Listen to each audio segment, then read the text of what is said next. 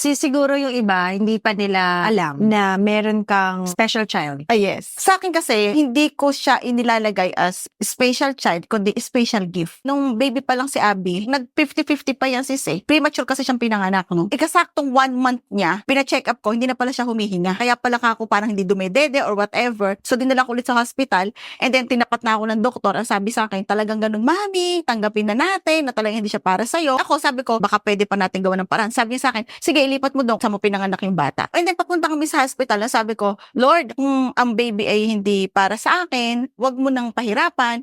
Pero kung para sa akin to, Lord, iingatan ko po at talaga namang mamahalin at tatanggapin ko ano man siya. Imaginein mo, kahit alam namin na hirap yung katawan niya, nadala namin sa iba't ibang bansa, ang lalayo pa ng travel na talagang 18 hours flight, kinakaya ng bata, hindi ganun kadali kung iisipin mong mabigat. Sa amin kasi, inisip namin siya as a gift na doon uminog yung mundo namin eh. Sa lowest points ng buhay namin, pag nakita mo na si Abby, lalakas na loob mo.